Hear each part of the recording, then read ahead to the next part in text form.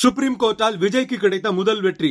கரூர்ல செப்டம்பர் மாசம் 27ஆம் தேதி தாவேகா தலைவர் விஜய் பரப்புரை நிகழ்த்தின போது கூட்ட நெரிசலில் சிக்கி 41 பேர் உயிரிழந்த சம்பவம் ஒட்டுமொத்த இந்தியாவையே உலுக்கிடுச்சு.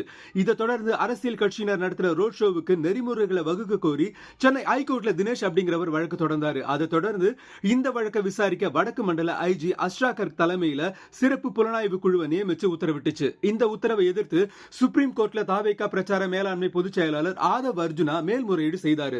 பாஜக தரப்புலையும் சிபிஐ விசாரணை வேண்டும்னு மனு தாக்கல் செய்யப்பட்டுச்சு. அதே மாதிரி கூட்ட நெரிசலில் சிக்கி உயிரிழந்த சிறுவன் பிரித்திகோட தந்தை பன்னீர்செல்வமும், பாத்திமா பானுவின் கணவர் பிரபாகரன், சந்திராவின் கணவர் செல்வராஜ் ஆகியோரும் சிபிஐ விசாரணை வேணும்னு சுப்ரீம் கோர்ட்ல ரிட் மனு தாக்கல் செய்தாங்க. இந்த நிலையில நீதிபதிகள் மகேஸ்வரி, அஞ்சரியா அடங்கிய அமர்வுல விசாரணை நடைபெற்ற நிலையில சுப்ரீம் கோர்ட் ஓய்வு பெற்ற நீதிபதி அஜய் ரஸ்தோகி தலைமையிலான சிபிஐ விசாரணைக்கு உத்தரவு பிறப்பிச்சிருக்காங்க.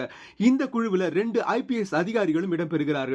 அந்த வகையில கரூர் அசம்பாவித விசாரணையில விஜய் முதல் வெற்றி பெற்றிருக்காருன்னு அவருக்கு பாராட்டுகள் குவியுது.